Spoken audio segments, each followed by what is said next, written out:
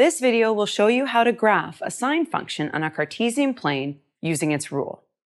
Before we start, let's review some properties of the sine function to help us graph it.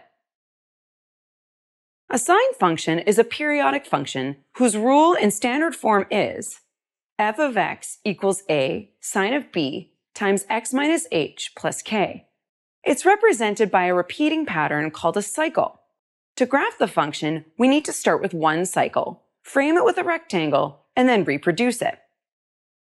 This means that we need to know the interval between the two values of x at the endpoints of a cycle. This interval, known as the period, is the length of the rectangle. The period marked capital P is found using parameter b. The axis of oscillation of a sine function is the horizontal line passing through the middle of the function.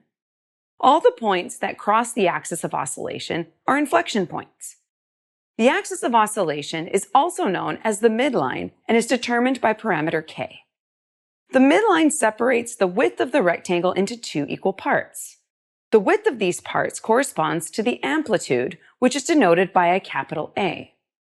To find the maximum, the amplitude is added to the value of k, and to find the minimum, the amplitude is subtracted from k. The amplitude is determined by parameter a. A cycle can be separated into four equal parts. In the basic function, the first part of the cycle starts at an inflection point and goes upward to the maximum. Then, in the second part of the cycle, the function goes downward to the second inflection point. In the third part of the cycle, the function goes downward to a minimum, and in the fourth part, it goes up to the last inflection point. Of course, if the function undergoes a reflection, this variation may change. Finally, the horizontal displacement, which is called a phase shift, is needed. The phase shift is determined by parameter h. Let's look at a first example. Graph the sine function whose rule is f of x equals -3 sine of 2 times x minus pi over 2 minus 1.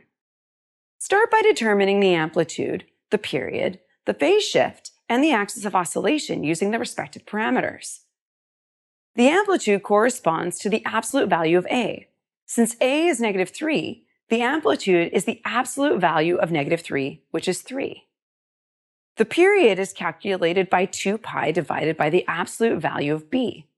Since b is 2, 2 pi divided by the absolute value of 2 equals pi. H is pi over 2 and k is -1, so the phase shift is pi over 2, and the axis of oscillation is y is equal to -1. The maximum and minimum of the function can then be determined. To find the maximum, we add the amplitude to parameter k. To find the minimum, we subtract the amplitude from parameter k. The result is -1 plus 3, which equals 2, and -1 minus 3, which equals -4. The maximum of the function is therefore 2, and the minimum is -4. Now let's place this on the Cartesian plane.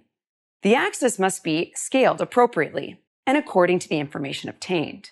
Start by choosing a scale for the y-axis. Since the minimum is -4 and the maximum is 2, the scale could increase by 1 unit at a time like this. To choose a scale for the x-axis, we must analyze the period, which is pi. So we need to draw a cycle whose horizontal length will be pi units. As the cycle is separated into 4 parts, it will be best to divide the period into 4. You get steps of pi over 4. Here's a little trick when you set a scale for your axes and pi values. Since the scale is divided into steps of pi over 4, the first value is 1 pi over 4, then 2 pi over 4, 3 pi over 4, 4 pi over 4, 5 pi over 4, 6 pi over 4, and so on. For negative x values, it's -1 pi over 4, -2 pi over 4, and so on. Subsequent fractions can be reduced if necessary. Now we need to graph the axis of oscillation at y is equal to -1. We then draw boundary lines on the Cartesian plane for the maximum value 2 and the minimum value -4 by sketching a horizontal line through each of these y values. Next, we place the point hk, in other words, the point pi over 2 -1.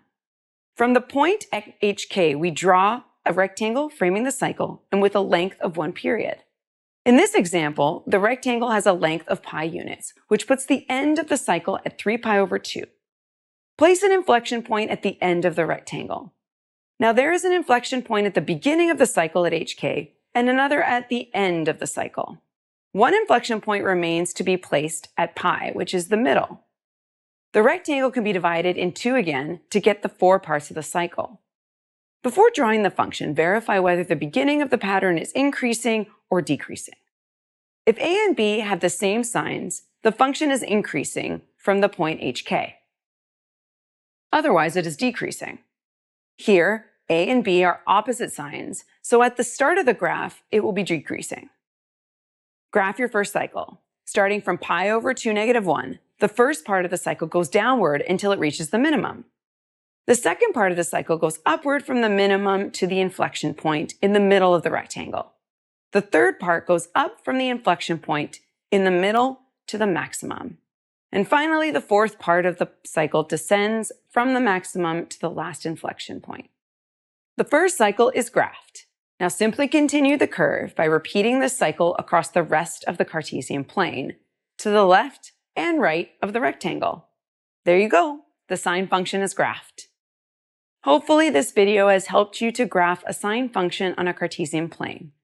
To learn how to find the rule of a sine function, watch the following video.